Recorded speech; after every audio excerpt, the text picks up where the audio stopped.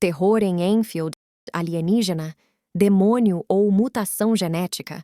O horror de Enfield, encontrado em Enfield, Illinois, é uma das criaturas mais estranhas já registradas na tradição criptozoológica. A série bizarra de eventos que eventualmente levaria a pequena cidade de Enfield, em Illinois, a um frenesi de medo, começou na noite fria de 25 de abril de 1973, quando um menino chamado Greg Garrett afirmou ter sido atacado por uma fera verdadeiramente bizarra enquanto brincando em seu quintal. A criança descreveu o ser como tendo nada menos que 3 patas, pele acinzentada e viscosa, garras curtas e olhos avermelhados. A criatura aparentemente pisou nos pés do menino com seus próprios 3 apêndices, aparentemente com garras, em forma de pé, rasgando seus tênis em pedaços. Greg, chorando histericamente, não perdeu tempo em fugir do demônio e voltar para a relativa segurança da casa de seus pais.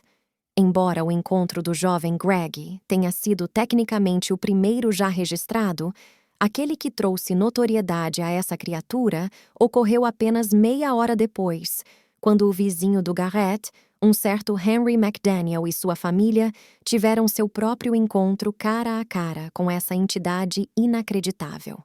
Por volta das 21h30, os McDaniels voltaram para casa e encontraram 2 de seus filhos, Henry Jr. e Lil, em um estupor aterrorizado. As crianças alegaram que uma coisa tentou arrombar a casa pela porta e por um ar-condicionado montado na janela, enquanto seus pais estavam fora. Foi então que todos ouviram um som de arranhão na porta da frente. Presumindo que fosse algum tipo de animal perdido, um cético. Henry McDaniel se aproximou arrogantemente da porta e a abriu. O que ele viu diante dele teria abalado até o homem mais corajoso. Lá, em pé na varanda, estava a mesma monstruosidade de olhos vermelhos que aterrorizara seus próprios filhos e atacara a criança, Garrett menos de 1 hora antes. McDaniel se afastou da entidade horrorizado, bateu a porta, tropeçou até o armário próximo e pegou uma lanterna e sua pistola .22. Enquanto sua família aterrorizada esperava, Henry voltou para a porta e, com a convicção de um homem decidido a defender sua família e seu lar, abriu-a novamente, revelando que sua primeira visão dessa fera inacreditável não havia sido uma alucinação. Mais tarde, McDaniel descreveu a criatura para a polícia. Tinha 3 pernas, um corpo curto, 2 bracinhos curtos saindo da região do peito e 2 olhos rosados do tamanho de uma lanterna.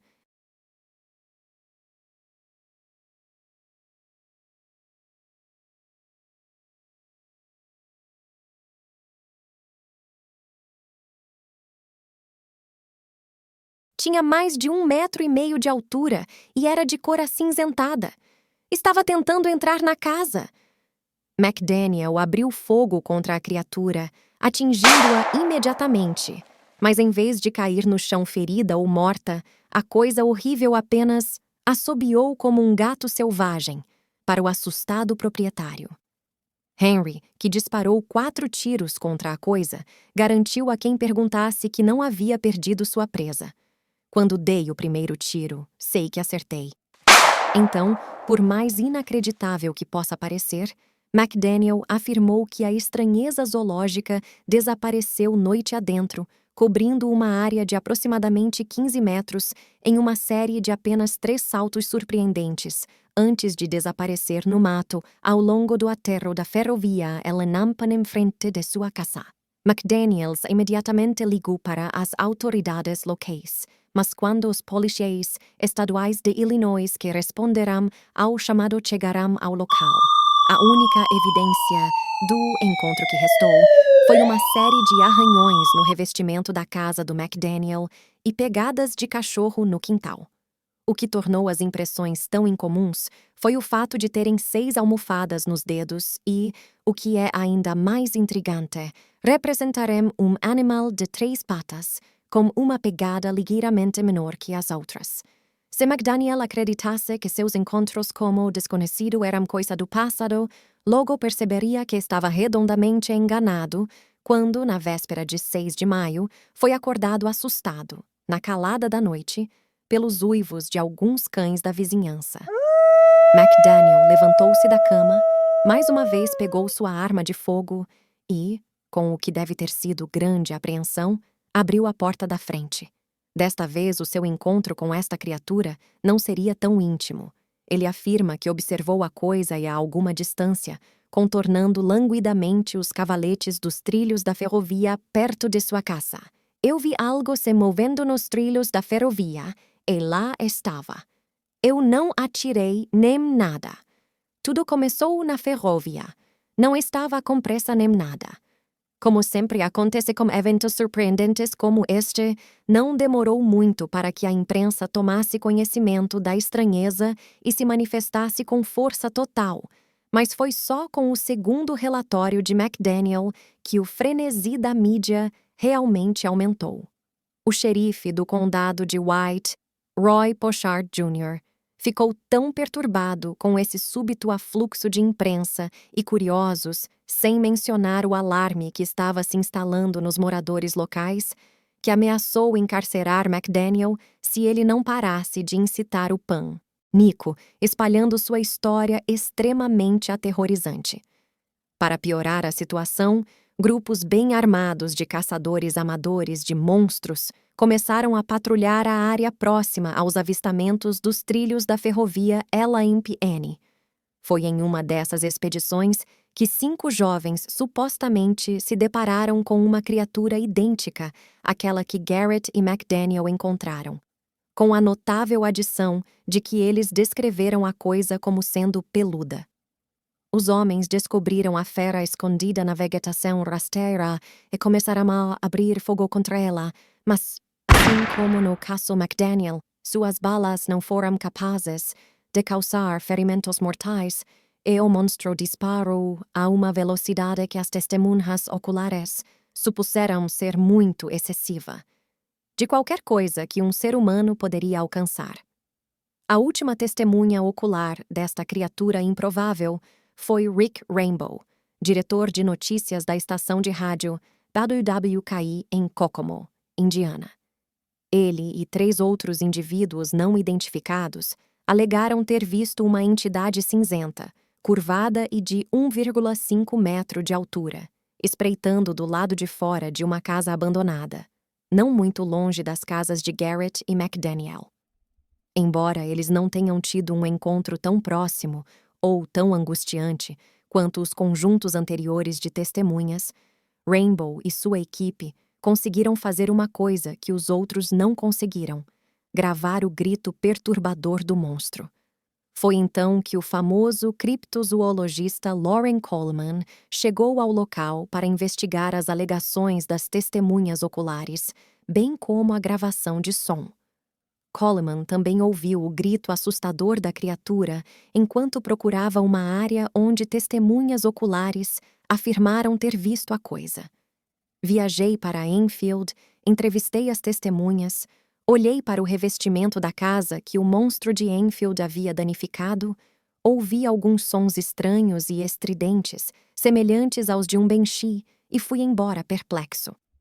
Na edição de julho de 1974 da Fate Magazine, Loren Coleman e Jerome Clark apresentaram o Enfield Horror em um artigo intitulado Swamp Slobs Invade Illinois.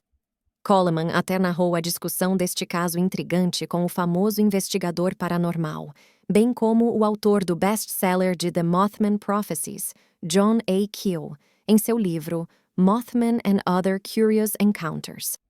Isso me lembra minha conversa com Keel, em 1973, quando discutíamos os novos relatórios de Illinois, de Enfield. Em 25 de abril de 1973, o Sr. e a Sra. Henry McDaniel voltaram para sua casa e Henry teve um encontro com uma coisa que parecia ter 3 pernas, 2 olhos rosa do tamanho de lanternas e braços curtos em um carro de 4, e corpo de meio metro de altura e cor acinzentada, ao longo dos trilhos da ferrovia Elampine, em frente à sua casa. Anos mais tarde, Coleman contrastaria sua investigação em Enfield com outra que ele conduziu a respeito de uma criatura lendária que muitos supõem ser também de origem alienígena, um monstro com cabeça de melão conhecido como Demônio de Dover. The Enfield Horror foi a investigação do meu caso. Era muito diferente do Demônio de Dover, no entanto, e era mais como uma situação combinada de canguru fantasma, macaco-diabo e macaco do pântano. Outros investigadores sugeriram que o monstro estava associado a uma onda de avistamentos de OVNIs que supostamente assolaram a região durante o mesmo período. E aqueles com uma inclinação mais sobrenatural afirmaram que esta besta, com suas tendências a ser agressiva com os humanos e tentar quebrar em suas casas, tem todas as características de um ataque clássico de demônio. Esta não seria a primeira vez que foi sugerido que existe uma aparente conexão ET-oculto. Embora o fenômeno não esteja diretamente relacionado, a principal testemunha no caso Northport Devil, Michael Rowley, também afirma que as criaturas que se escondem pela casa que ele divide com seu filho na comunidade de Northport, no oeste da Flórida, são de ambos origem extraterrestre e demoníaca, tornando-os, na verdade, alienígenas do inferno. Deve-se notar também que entre os anos de 1941 e 1942, na pacata vila de Mount Vernon, a menos de 64 quilômetros de Enfield, houve uma onda semelhante de encontros envolvendo uma fera saltadora anômala que aterrorizou a população local. E foi supostamente responsável por inúmeras mortes de animais na região. Testemunhas oculares afirmaram que o monstro do Monte Vernon era vagamente parecido com um babuíno, daí a analogia do macaco-diabo, e capaz de saltar de 6 a 12 metros em um único salto. É possível que o Enfield Horror, seja ele qual for, esteja funcionando em um ciclo de 30 anos?